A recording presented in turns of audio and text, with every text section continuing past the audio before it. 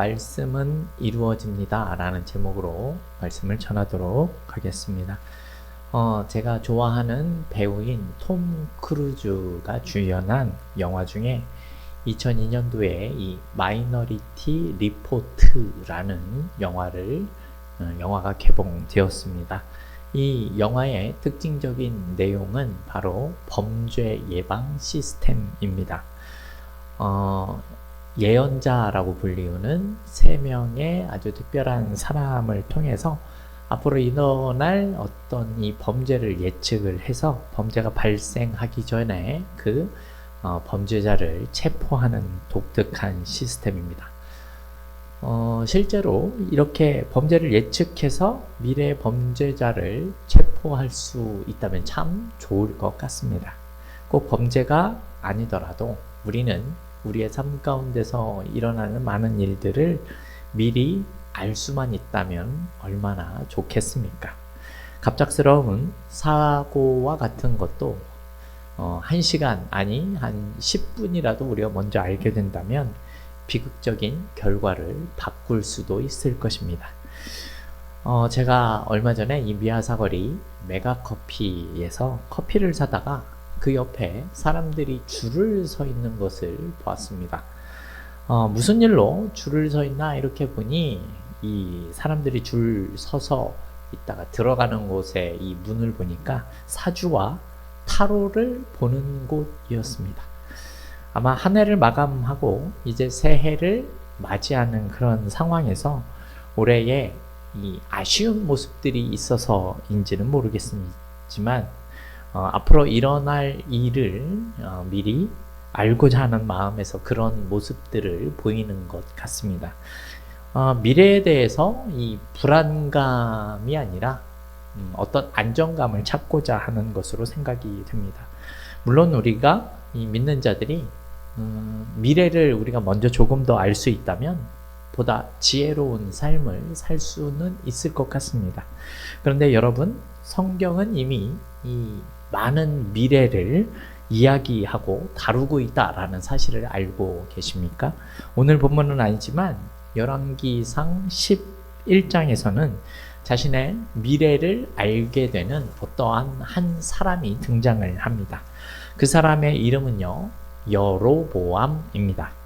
실로의 선지자인 아히야가 어느 날 이 여로보암에게 와서 의미심장한 이야기를 들려주게 됩니다. 열왕기상 11장 31절을 보게 되면 다윗 왕을 이어서 왕이 된 그 솔로몬의 손에서 이스라엘의 12지파 중에 10지파를 주겠다라는 그런 내용이 나옵니다.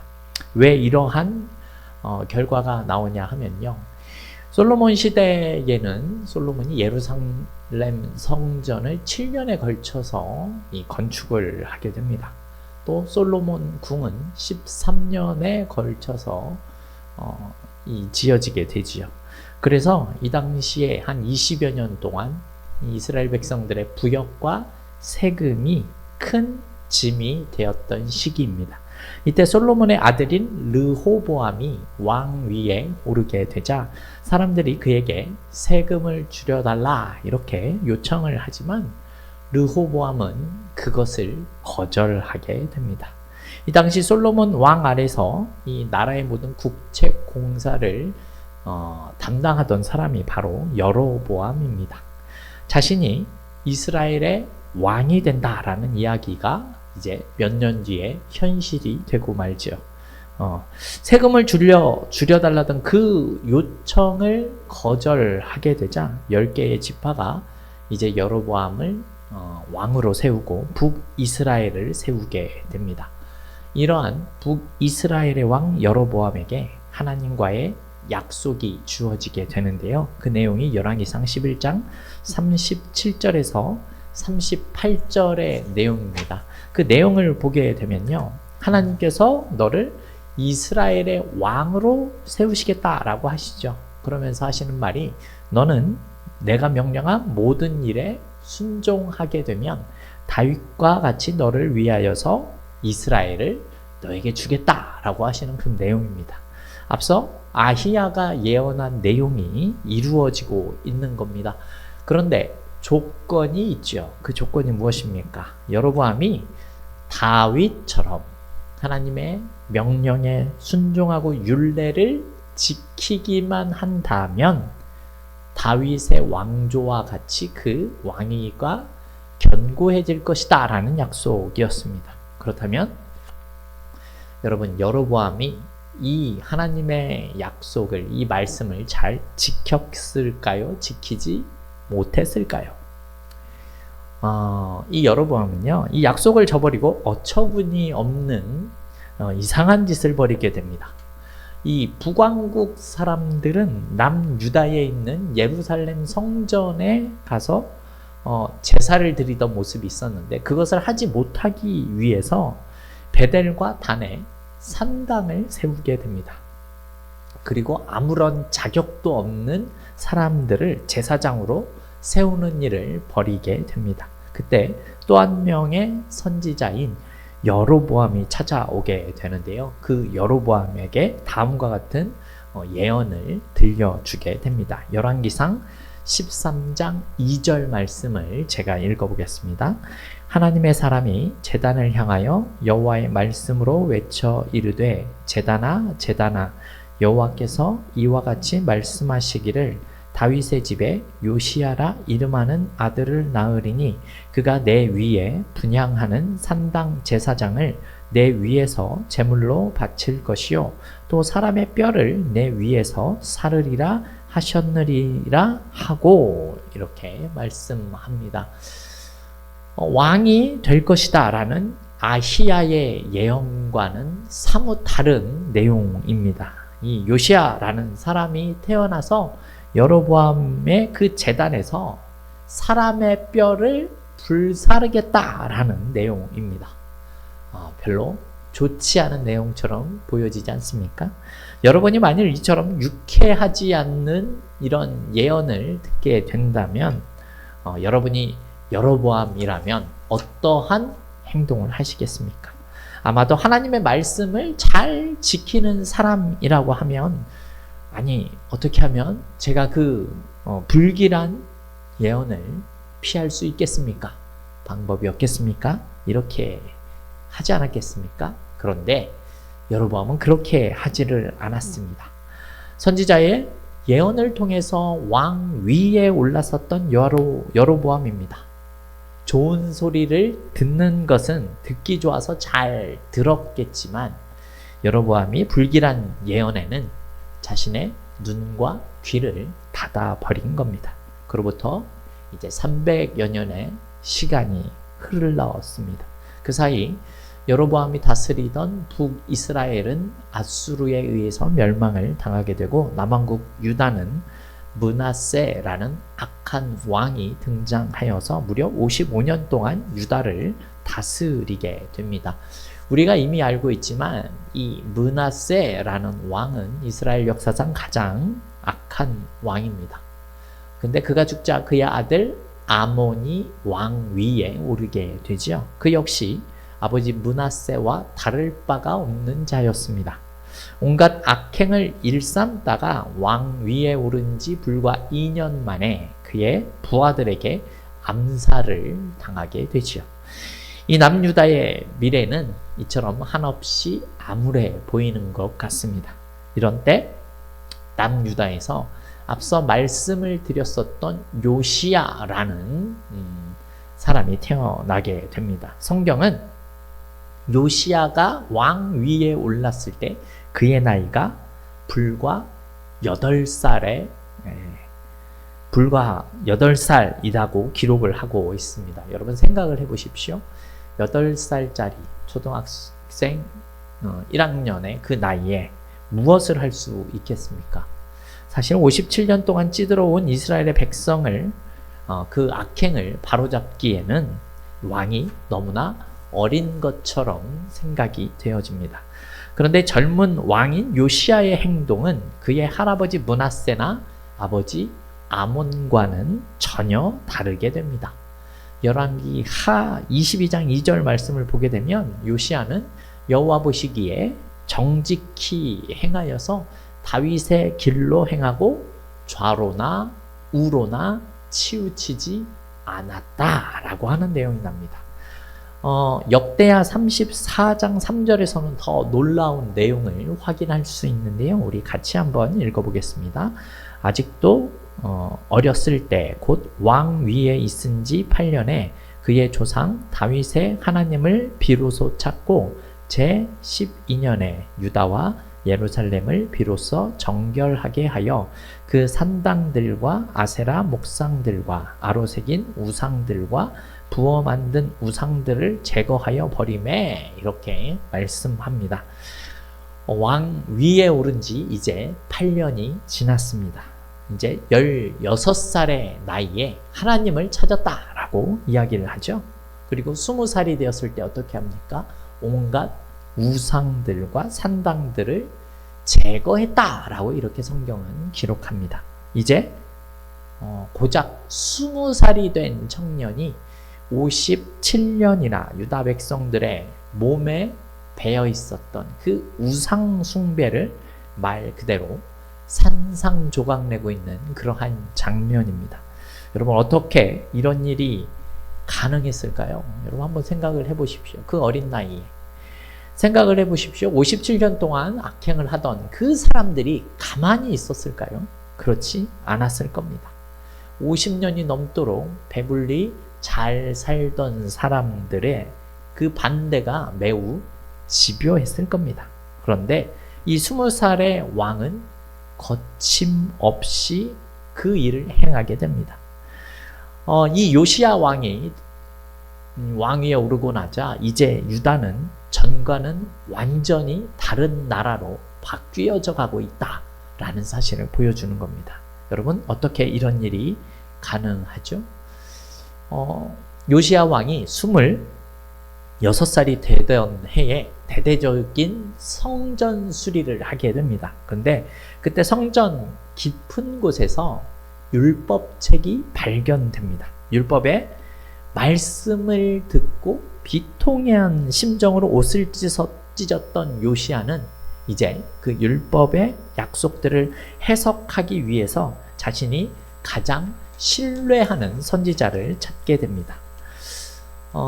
불과 8살의 나이에 즉위한 어린 양이 할아버지인 므낫세나 아버지 아몬과 달리 다윗의 모든 길로 행할 수 있었던 이유가 무엇이겠습니까?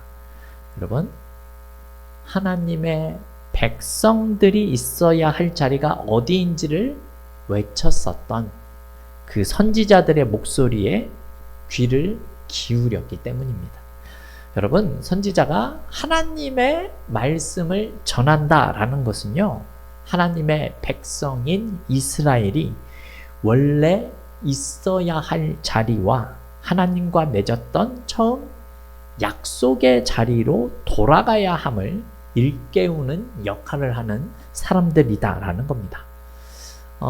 여선지자였었던 훌다는 지난 20년 동안 요시야 왕에게 어떤 자리에 있어야 하는지를 알려주었었던 겁니다. 그래서 요시야 왕은 여선지자 훌다를 통해서 하나님과의 약속을 확인한 이후 이스라엘 백성들을 성전으로 모으게 됩니다. 장로와 제사장들과 선지자들 뿐만이 아니라 어른과 아이들까지 온 백성들을 다 성전에 모이게 합니다. 그리고 그들에게 하나님의 약속인 그 언약책의 모든 말씀을 들려주게 됩니다. 오늘 본문 2절 말씀 우리 같이 읽어보겠습니다. 이에 왕이 여호와의 성전에 올라가매 유다 모든 사람과 예루살렘 주민과 제사장들과 선지자들과 모든 백성이 노소를 막론하고 다 왕과 함께 한지라. 왕이 여호와의 성전 안에서 발견한 언약책의 모든 말씀을 읽어 무리의 귀에 들리고. 아멘. 한 선지자가 여로보암을 찾아와서 요시야가 태어나 그 제단에서 사람의 뼈를 불사르겠다 했었던 그 장면을 기억하고 계십니까? 어쩌면 그 300년 전의 선지자가 지금 요시야의 이 모습을 미리 보았는지는 모르겠지만 그의 예언이 이루어지는 모습이 나타납니다. 열왕기하 23장 16절 말씀인데요. 제가 읽어보겠습니다. 요시야가 몸을 돌이켜 산에 있는 무덤들을 보고 보내어 그 무덤에서 해골을 가져다가 제단 위에 불살라 그 제단을 더럽게 하니라. 이 일을 하나님의 사람이 전하였더니 그 전한 여호와의 말씀대로 되었더라. 아멘. 더세영교회 성도 여러분, 제가 오늘 어떤 말씀을 드리는지 잘 아시겠습니까? 여러분, 하나님의 약속은 틀림없이 만나게 되는 미래입니다. 300년이 흘러도 반드시 지켜지는 약속이라는 말씀입니다. 왜냐하면 하나님은 1000년을 하루같이 지내실 수도 있고 하루를 1000년같이도 만드실 수 있는 신실하신 하나님이시기 때문에 그렇습니다. 이 하나님은요, 시내산에서 모세와 언약을 맺으셨던 하나님이시고 오늘 요시야와 함께 하시는 그 하나님이십니다.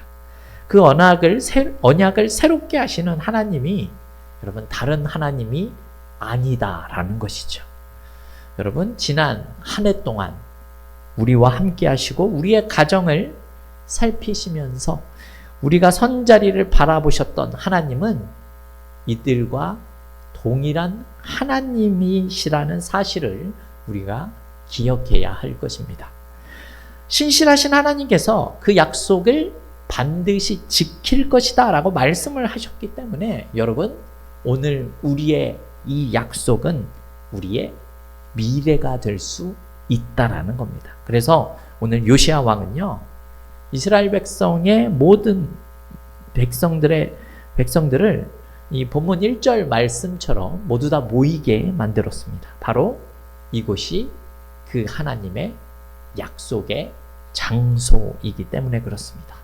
바로 이곳이 우리와 하나님의 약속이 새롭게 되는 귀중한 자리다라는 것입니다. 우리 오늘 보면 3절 말씀을 같이 한번 읽어보도록 하겠습니다.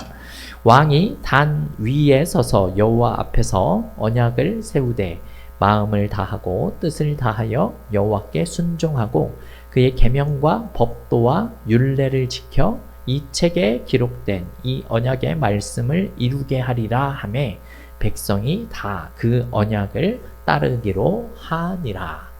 아멘.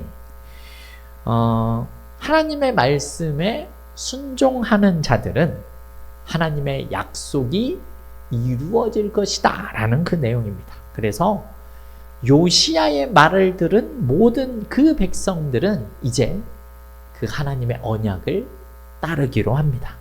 사실 이 약속은 여로보암에게도 주어졌던 약속이고 하나님을 믿는 모든 자들에게 주어진 약속입니다. 성경은 분명히 하나님의 약속을 지키는 자들과 그렇지 못한 자들에 대해서 확실하게 결과가 있다는 사실을 지금 보여주고 있는 겁니다. 아담이 하나님과의 약속을 잘 지켰더라면 여러분, 아담은 영생을 얻었겠지만 그렇지 못했기 때문에 모든 인류가 죽음을 경험할 수밖에 없었다라는 것을 우리가 잘 알고 있을 겁니다. 제가 앞서서 이 서두에 사주와 타로에 대해서 말씀을 드렸죠. 여러분, 미래를 알게 되면 우리의 앞길은 꽃길만 있으실 것 같으십니까? 여러분, 아무런 노력이 없이 사주와 타로가 말하는 대로만 살면 여러분, 우리는 모두가 좋은 직장을 얻게 되고 모두가 좋은 배우자를 만나고 모두가 좋은 집에 살면서 모두가 좋은 대학을 갈 수 있는 겁니까?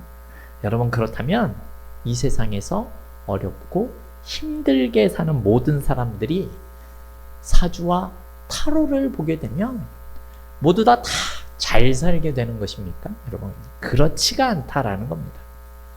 성도 여러분들에게 말씀드리고자 하는 내용은요, 성경을 잘 보면요, 거기에 우리의 미래를 볼 수 있다라는 점을 기억하셔야 합니다. 많은 믿음의 사람들이 행했었던 그 모습과 그렇지 못했었던 사람들을 보면 여러분, 거기서 우리는 우리의 미래를 볼 수 있는 겁니다. 그래서 여러분, 저는 여러분들의 삶의 모습을 보면 그 앞길이 어떻게 될지 대충은 알 수 있습니다. 여러분, 혹시 여러분의 미래를 알고 싶으십니까?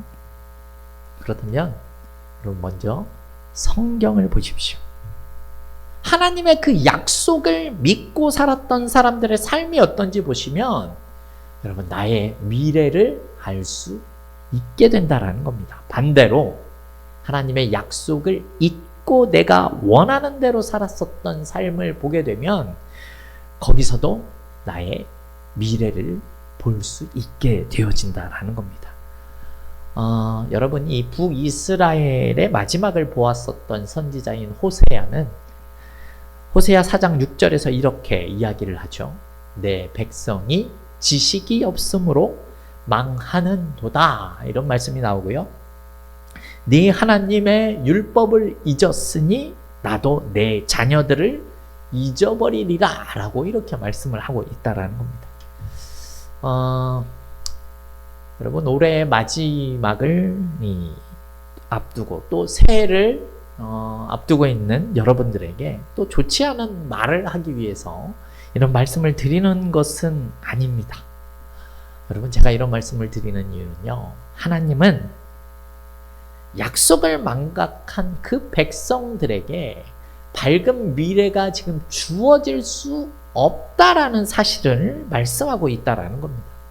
여러분, 그렇다면 올해에 우리가 그렇게 살지 못한 부분이 있었다면 여러분, 우리의 내년은 좀 달라야 하는 것 아니겠습니까? 요시야 왕이 서기관인 사반의 손에 들려온 그 율법책을 읽고 옷을 찢으며 통곡했었던 이유가 무엇일 것 같으십니까? 여러분, 요시야 왕은 이렇게 생각을 했었던 겁니다. 뭐죠? 피할 수도 있었었던 거구나. 우리의 조상들이 이 하나님의 약속을 기억하고 지키고 있었더라면 우리가 이 저주에서 벗어날 수 있었었던 거구나 라는 것을 깨닫게 되었다는 겁니다. 더세움교회 성도 여러분, 오늘 우리는 함께 송구 영신 예배를 드리고 있습니다. 그러나 단순히 한 해의 마지막과 새해의 시작을 함께 하기 위해서 이 자리에 모인 것만은 아닌 겁니다. 여러분, 이것은 세상에서도 얼마든지 할 수 있는 내용 아닙니까? 우리처럼 지금도 이 보신각 앞에 가면 많은 사람들이 새해를 맞이하고 하기 위해서 기다리고 있는 것처럼 말입니다. 그러나 여러분, 우리나라의 믿음의 선배들이 이 100년이 훌쩍 넘는 세월 동안 계속해서 해마다 송구 영신 예배로 모이는 이유가 무엇이라고 생각을 하십니까? 단순히 옛것을 흘려보내고 새것을 맞이하는 시간으로 여겼기 때문만은 아닙니다. 오히려 지난 1년 동안 우리를 눈동자처럼 살피시고 지키셨던 하나님의 약속을 기억하는 시간이기 때문에 그렇습니다. 더불어 새해에 그 새로운 한 해에도 틀림없이 우리와 함께 하실 그 하나님과의 약속을 새롭게 하는 시간으로 여겼기 때문이다라는 것이죠. 여러분, 이 일을 오직 교회를 통해서 하나님의 오랜 약속을 새롭게 갱신하는 시간이 바로 송구영신이라는 시간이기 때문입니다.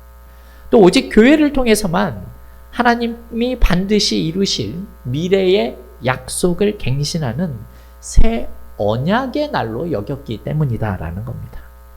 여러분, 그런 의미에서 우리 한 해 동안 최선을 다하신 우리 성도님들과 이 자리에서 송구 영신 예배를 드리는 것이 얼마나 놀랍고 귀한 일입니까? 우리가 있어야 할 자리, 또 하나님과 우리의 약속이 바로 이어지는 이 자리에 지금 우리의 부모님과 또 사랑하는 자녀와 함께 할 수 있다라는 것이 여러분 또 얼마나 감격스러운 일인지를 우리가 생각을 해볼 수 있다라는 겁니다. 여러분, 우리의 삶을 뒤돌아보십시오. 우리가 조금만 생각을 해보면 모든 것이 하나님의 약속 안에 있었습니다. 힘들 때도 있었지요. 우리가 분명히 낙심할 때도 있었을 겁니다.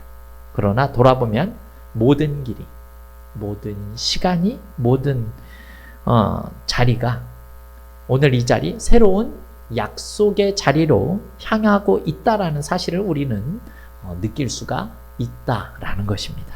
우리가 이미 만나보았지만 우리 주변에 계신 분들과 다시 이렇게 인사했으면 좋겠습니다. 이렇게 인사합니다. 여기까지 참 잘 오셨습니다. 네, 말씀을 드렸지만 요시야 왕은 성전에서 율법책을 발견하게 됩니다. 그 율법책에서는 세속의 시간, 이 세상의 시간을 살던 이스라엘 백성에게 하나님의 시간이 있다라는 사실을 일깨워주고 있었다라는 겁니다. 과거의 약속을 되새기고 반드시 오게 되는 그 새로운 미래의 약속을 새롭게 하고 있다라는 점이죠. 이러한 하나님의 신실하심이야말로 이 땅의 성도들이 오늘 하루를 우리가 소홀함 없이 살아갈 수 있는 충분한 이유가 될 수 있는 겁니다. 왜냐하면 그 약속이 아직도 우리에게 살아있기 때문입니다. 이것이 우리가 하나님을 충분히 신뢰할 수 있는 이유가 되는 것이죠. 여러분, 우리는 사실 1초 뒤에 또 하루 뒤의 시간조차 예측을 할 수 없지만 여러분, 우리 하나님은, 그 하나님의 약속은 우리의 미래를 약속하고 있다라는 사실을 우리는 기억해야 합니다.